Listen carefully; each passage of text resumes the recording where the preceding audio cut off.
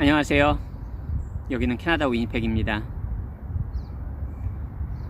전편에 이어서 이번 시간에는 정말 제가 이민 오게 된 이유 한번 이야기해 보려고 해요. 이 이야기에 앞서서 제가 제 학원 강사 생활을 한번 이렇게 쭉 정리한 이유는 제가 급여가 늘어났다는 거를 과시하기 위함이 아니고요. 그 과정이 있어야지 제 오늘 이야기가 좀 더 이해가 되실 거예요. 저는 강사 생활을 하면서 계속 부단하게 노력했어요. 정말 멈추지 않고 달렸습니다.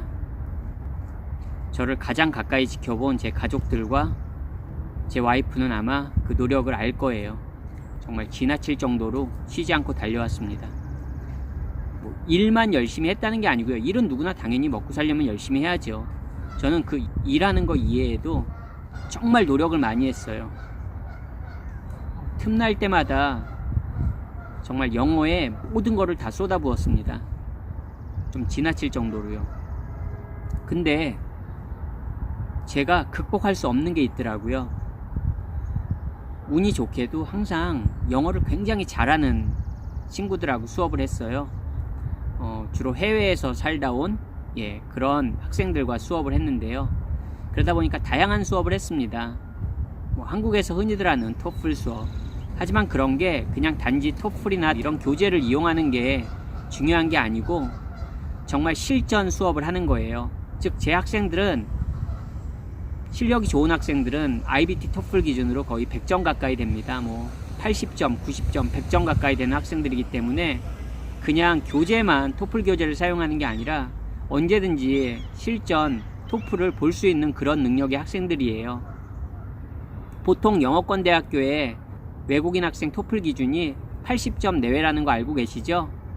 근데 그런 학생들을 항상 수업하다 보니까 그나마 토플 정도는 제가 충분히 커버할 수 있었습니다. 근데 문제는 이제 제가 외고 재학생들하고 SAT 수업을 한 적이 있었는데 정말 제 강사로서의 제 한계가 느껴지더라고요.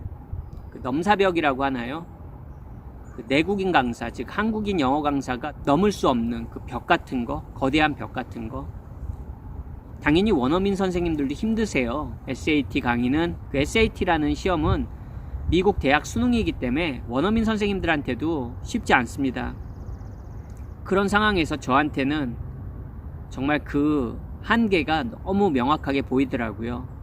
하지만 그 SAT 강의를 1년 넘게 하면서 제가 강사로서 정말 한 단계 업그레이드 될 수 있는 그런 좋은 기회였던 건 확실한 것 같아요.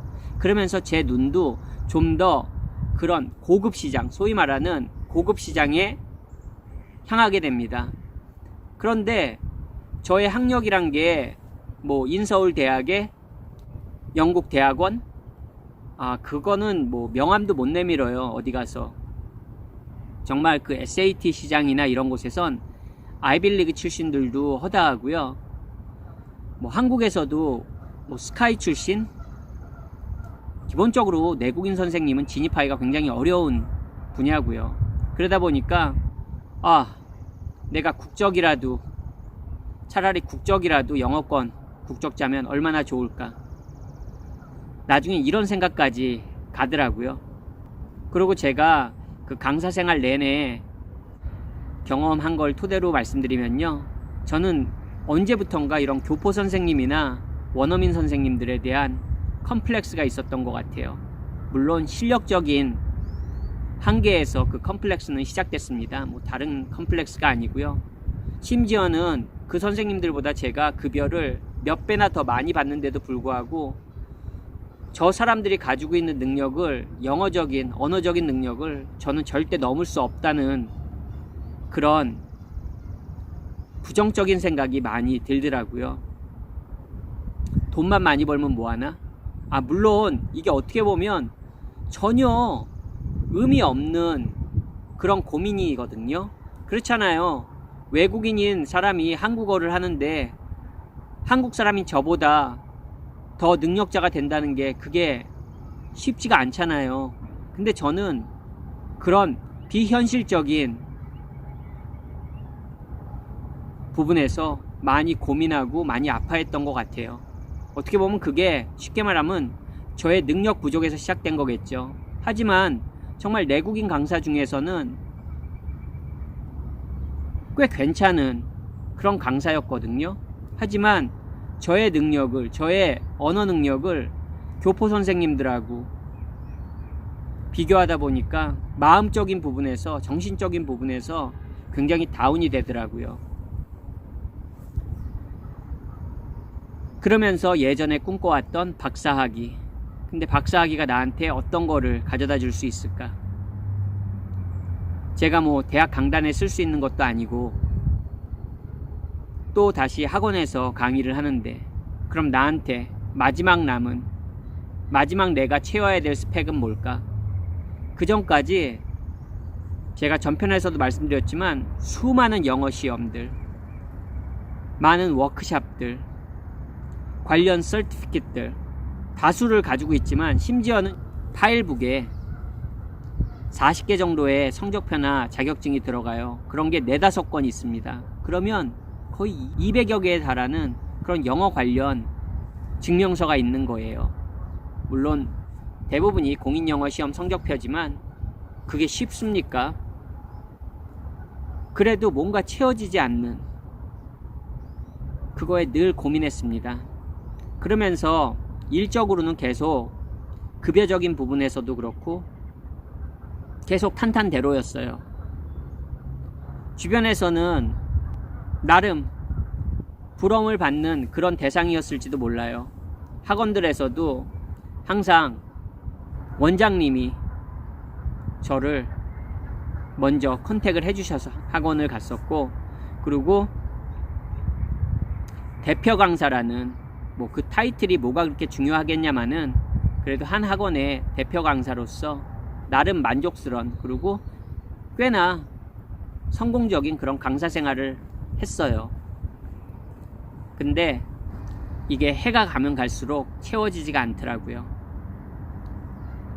그러면서 나중에는 그래, 나 영어권 국적자가 될 거야, 이 생각이 그냥 꽂혀버립니다.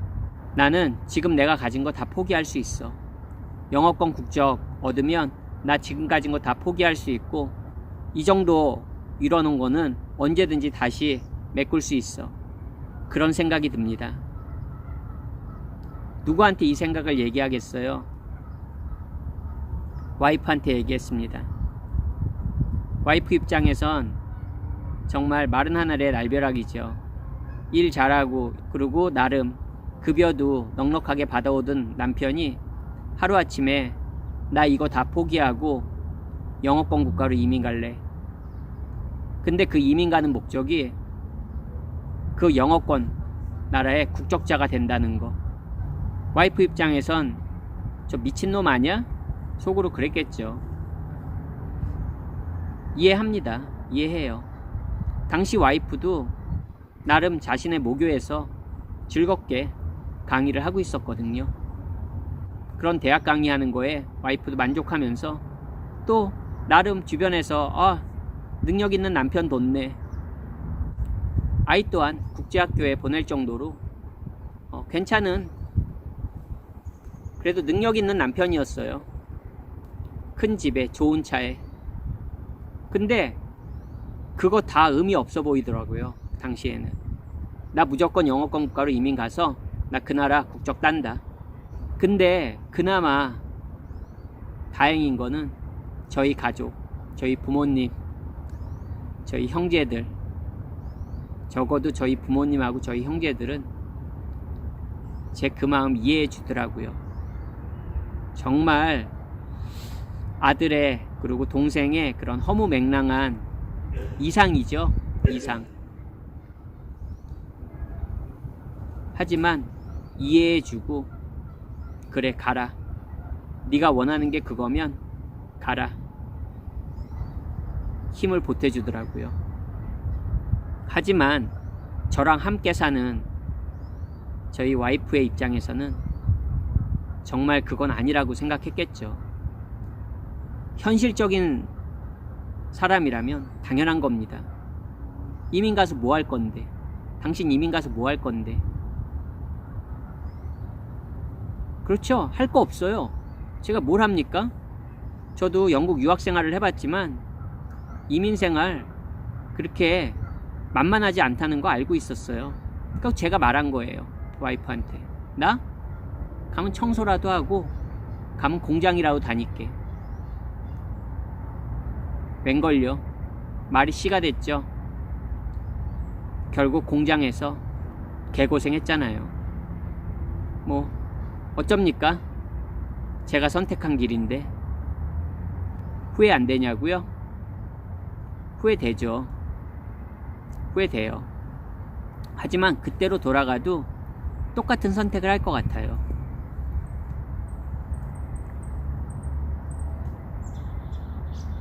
그 한 번 꽂히면 그렇게 무서워요. 정말 이미 나서 많은 것을 잃었습니다.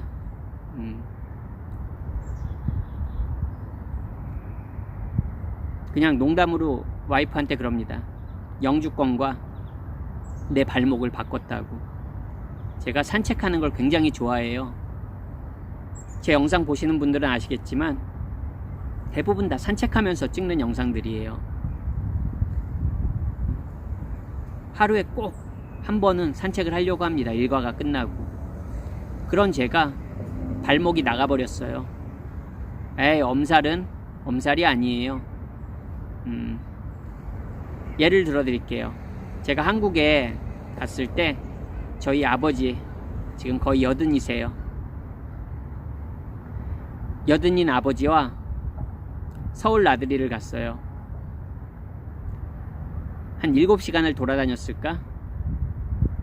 80 대신 저희 아버지도, 그것도 구두를 신으신 저희 아버지도 다음날 특별히 피곤한 거 외에는 문제가 없으셨는데 운동화를 신고 있었던 아들은 다음날 기어다녔습니다. 제 발목 상태가 그래요. 겉으로 보기엔 멀쩡하죠.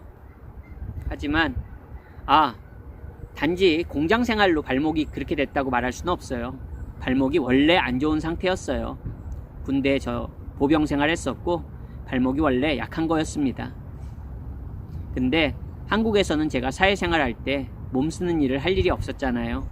그리고 여행 가서 잠깐 걷는 거 외에 특별히 그렇게 발목이 시리도록 걸을 일이 없었습니다.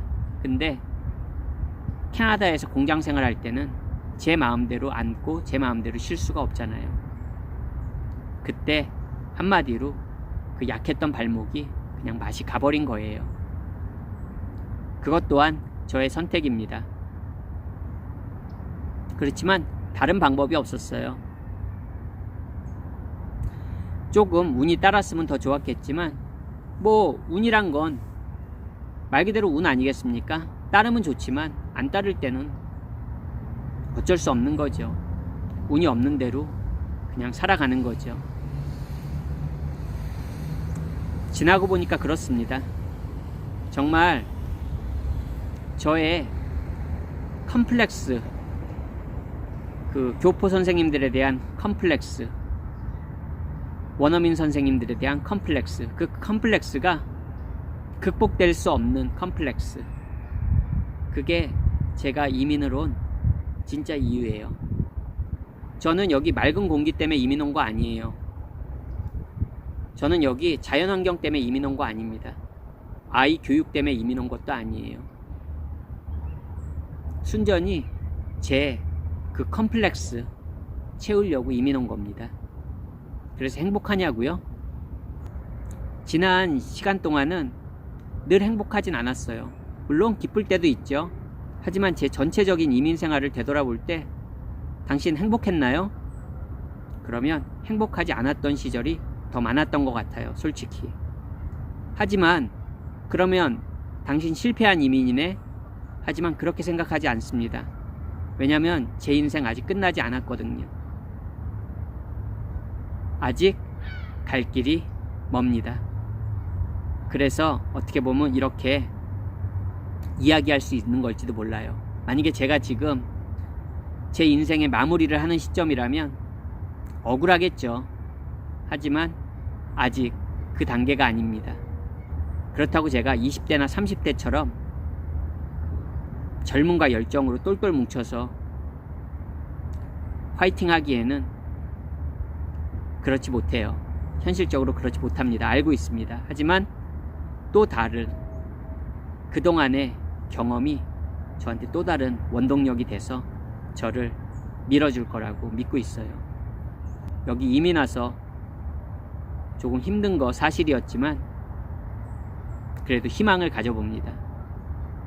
저 또한 저의 그런 이상을 쫓는 듯한 그런 선택이 어떤 결론을 낼지 제가 만들어가는 거니까 그거에 더 책임감이 무겁고요. 그래서 더 열심히 살아야 된다고 늘 다짐합니다. 오늘도 제 영상 시청해 주셔서 너무 감사드리고요. 저는 다음번에 또 뵐게요. 고맙습니다.